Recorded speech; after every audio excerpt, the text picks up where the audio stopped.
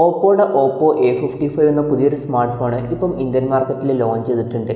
ഇതൊരു ഓഫ്ലൈൻ ഫോണാണ്. ഈ ഒരു ഫോൺ 15,500 രൂപ പ്രൈസ് റേഞ്ചിലാണ് വരുന്നത്. ഈ ഒരു വീഡിയോയിൽ നമ്മൾ നോക്കാൻ പോകുന്നത് ഓപ്പോ A55 എന്ന ഫോണിൻ്റെ വിശേഷങ്ങളാണ്.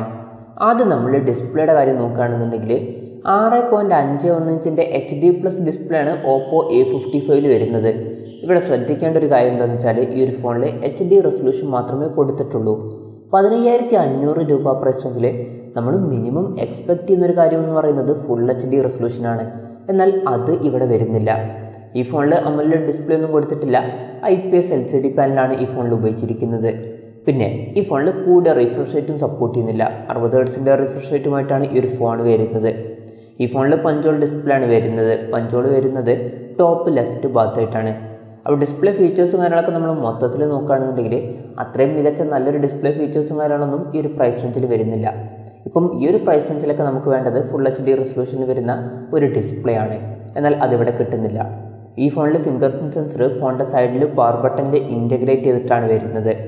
ഫോണിൻ്റെ വെയിറ്റ് വരുന്നത് ഏകദേശം 193 ഗ്രാമാണ്. അതുപോലെ തന്നെ തിക്നെസ് വരുന്നത് 8.4 mm ആണ്.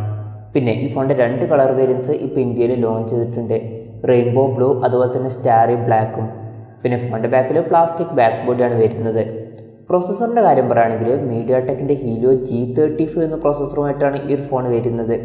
ഈ ഒരു പ്രൈസ് റേഞ്ചിൽ വരുന്ന ഒരു ഫോണിന് പറ്റിയിട്ടുള്ള പ്രോസസ്സർ അല്ല മീഡിയാടെക്കിൻ്റെ ഹീലിയോ G35 എന്നുള്ള പ്രോസസ്സർ.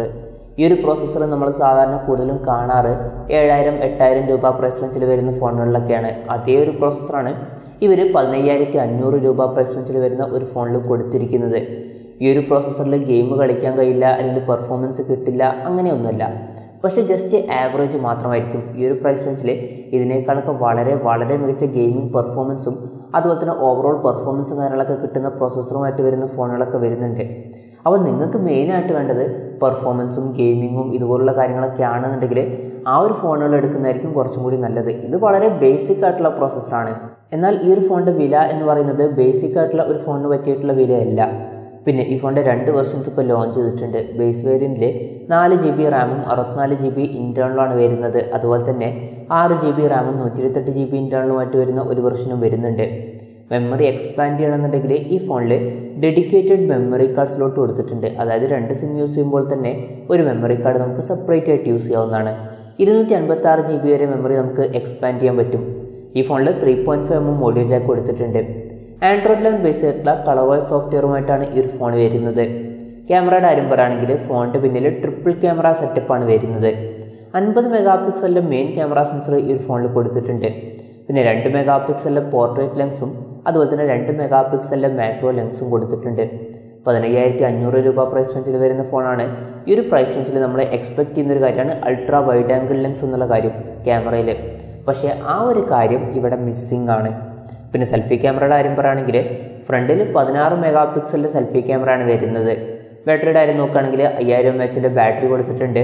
18 വാട്ടിൻ്റെ ഫാസ്റ്റ് ചാർജിങ്ങും സപ്പോർട്ട് ചെയ്യുന്നുണ്ട്. Type C ചാർജിംഗ് പോർട്ടുമായിട്ടാണ് ഈ ഒരു ഫോൺ വരുന്നത്.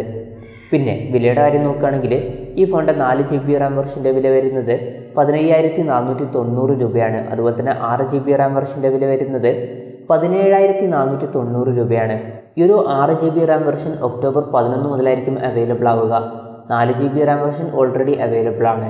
പിന്നെ നമ്മൾ നേരത്തെ പറഞ്ഞു ഇതൊരു ഓഫ്ലൈൻ ഫോണാണ്. അതായത് പുറത്ത് ഷോപ്പുകളിലും ഓൺലൈൻ ഷോപ്പിംഗ് സൈറ്റുകളിലും ഈ ഒരു ഫോൺ നമുക്ക് ലഭിക്കുന്നതായിരിക്കും. എന്തായാലും നമ്മൾ ഓവറോൾ നോക്കുകയാണെന്നുണ്ടെങ്കിൽ ഓപ്പോ A55 എന്ന ഫോണിൽ അത്രയും മികച്ച ഫീച്ചേഴ്സും കാര്യങ്ങളൊന്നും ഈ ഒരു പ്രൈസ് റേഞ്ചിൽ കൊടുത്തിട്ടില്ല.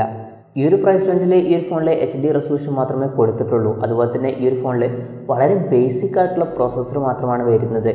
പിന്നെ ഈ ഒരു പ്രൈസ് റേഞ്ചിൽ ഇതിനേക്കാൾ ബെറ്റർ ആയിട്ടുള്ള ഫീച്ചേഴ്സുമായിട്ട് വരുന്ന ഫോണുകളൊക്കെ ഇപ്പം വരുന്നുണ്ട്.